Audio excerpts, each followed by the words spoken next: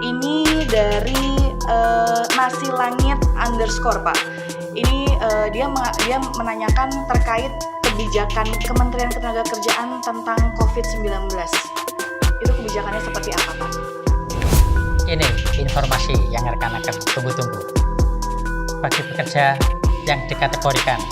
Hai rekan-rekan, sekarang saya lagi berada di ruangan Kepala Biro Humas Kementerian Ketenagakerjaan Republik Indonesia, yaitu Bapak Sus Hindarno. Halo Pak Sus, apa kabar Pak? Sehat Pak? Amin, sehat Pak. Oke, sekarang kita di sini akan menjawab seluruh pertanyaan dari rekan-rekan semua dalam program terbaru kita, yaitu Naker Menjawab.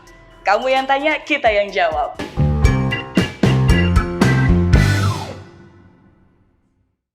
Oke, seperti kita ketahui bahwa WHO telah menyatakan bahwa COVID-19 adalah pandemi global. Dan Presiden Republik Indonesia juga telah menghimbau kepada seluruh pekerja agar dapat bekerja di rumah atau work from home, agar penyebaran virus COVID-19 tidak lebih luas lagi. Dan untuk itu, untuk lebih jelasnya, semua pertanyaan dari rekan-naker akan dijawab secara tuntas oleh Kepala Biro Humas Kemnaker, yaitu Bapak Sus. Halo Pak Sus, ya kita langsung aja ya Pak ya ke pertanyaan pertama ya Pak ya. Ini dari Kinanti @kinanti_dewi Pak. Ini kebetulan dia salah satu siswa pelatihan di BLK Pak. Ya, dia menanyakan pelatihan di BLK libur nggak sih Pak terkait dengan COVID-19 ini Pak? Baik, terima kasih Mbak Nen. Ya, Pak. Untuk penyelenggaraan pelatihan di UPTP atau Unit Praktek Teknik Pusat untuk BLK kita, proses rekrutmennya secara online tetap dilaksanakan. Tetapi untuk yang proses perekrutan secara offline, untuk sementara kita tunda sampai ada pemberitaan lebih lanjut. Adapun proses boarding atau yang dimaksud diasramakan, pelatihan melalui proses asrama tetap berjalan seperti sejak kala sudah dilaksanakan, tetapi proses yang di luar boarding, artinya untuk peserta datang ke diklat, untuk sementara ditiadakan dan kita menggunakan pelatihan menggunakan jarak jauh. Ini dari Eko_Julian. Kebetulan ini adalah mahasiswa dari Politeknik Naker ya Pak ya. Dia menanyakan kampus Polteknaker diliburkan nggak sih Pak?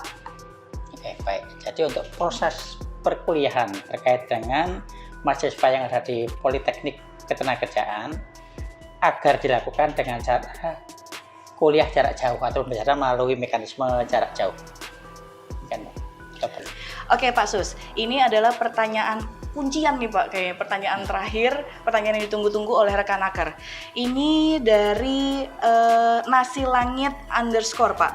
Ini dia menanyakan terkait kebijakan Kementerian Ketenagakerjaan tentang COVID-19.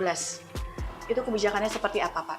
Baik Mbak Nen, terima kasih. Ini kebetulan di meja saya masih saya simpan surat edaran dari PLT Direktur Jenderal Pembinaan Pengawasan Ketenagakerjaan dan K3 tertanggalnya 12 Maret 2020 perihalnya tentang kesiapsiagaan dalam menghadapi penyebaran COVID-19 di tempat kerja.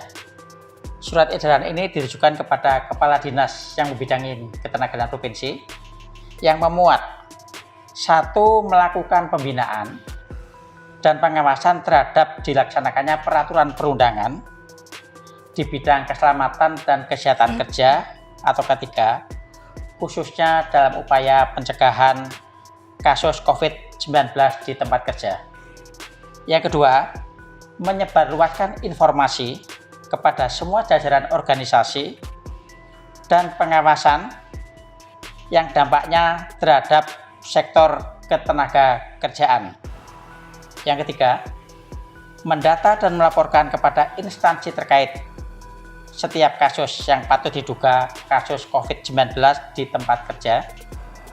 Yang keempat, mewajibkan kepada setiap pimpinan perusahaan untuk melakukan antisipasi terjadinya kasus COVID-19 di tempat kerja, seperti perilaku hidup bersih dan sehat dengan mengintegrasikan dalam program keselamatan dan kesehatan kerja K3 pemberdayaan panitia pembina K3, dan optimalisasi fungsi pelayanan kesehatan kerja. Yang terakhir, mendata perusahaan yang telah melakukan tindakan-tindakan sebagaimana dimaksud pada poin keempat dan kelima. Itu yang kepada Kepala Dinas Ketenagakerjaan Provinsi. Adapun yang kepada pimpinan perusahaan meliputi 1. Melaksanakan ketentuan dalam Permenaker Trans nomor Per 02 tahun 1980 tentang pemeriksaan kesehatan tenaga kerja dalam penyelenggaraan keselamatan kerja dan Permenaker nomor Per 03 tahun 1982 tentang pelayanan kesehatan kerja sebagai bagian dari penerapan syarat-syarat keselamatan dan kesehatan kerja. 2. Mendorong kepada setiap pimpinan perusahaan untuk segera membuat rencana kesiapsiagaan dalam menghadapi pandemi COVID-19 dengan tujuan memperkecil risiko terhadap pekerja dan keberlangsungan usaha dengan melakukan tindakan-tindakan antara lain. Yang pertama, peningkatan kesadaran level manajer agar penerapan kesiapsiagaan dimaksud. Kedua, mengantisipasi terjadinya tingkat absensi sebesar 30% untuk periode minimal 3 bulan dengan menyelesaikan matriks persentase absensi untuk menentukan titik-titik rawan. Berikutnya, menentukan pihak-pihak terpenting serta kegiatan usaha yang vital atau esensial dalam rangka menjaga kelangsungan usaha dalam kondisi pandemi COVID-19. Yang terakhir, mempersiapkan proses pendelegasian sederhana dalam pemberian persetujuan di perusahaan. Oke, terima kasih Pak Karo. Ini penjelasan dari Pak Karo sudah sangat jelas sekali. Dan untuk rekan-naker juga bisa mendownload atau mengunduh surat edaran tersebut secara jelas dan detail di laman media sosial kami. Oke, bagi rekan-naker yang masih mempunyai banyak pertanyaan seputar ketenagakerjaan, kalian dapat menulis di kolom komentar di bawah ini. Oke, dan saya bersama Pak Karo akan menjawab secara tuntas dan jelas terkait pertanyaan-pertanyaan apa saja sih yang kalian sampaikan ke kami. Oke, saya Anindita Pramesti bersama Kepala Biro Humas. Saya Susindarno. Kami berdua sign out. Ini informasi yang rekan-rekan tunggu-tunggu.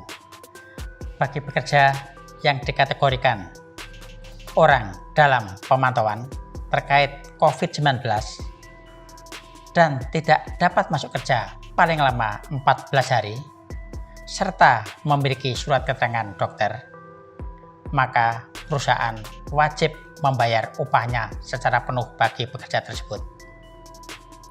Yang kedua, bagi pekerja yang dikategorikan kasus suspek COVID-19 dan sedang menjalani proses karantina sesuai dengan surat keterangan dokter, maka perusahaan wajib memberikan upah secara penuh. Ketiga, bagi pekerja tidak masuk kerja karena COVID-19 dan dibuktikan dengan surat keterangan dokter, maka upah pekerja tersebut dibayarkan sesuai dengan peraturan perundang-undangan yang berlaku. Nah, ini yang perlu disimak.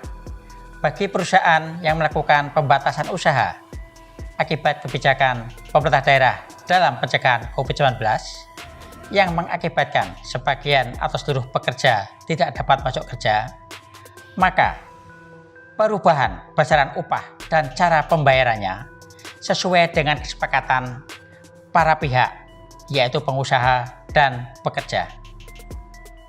Demikian rekan-rekan kebijakan Kementerian Ketenagakerjaan terkait COVID-19.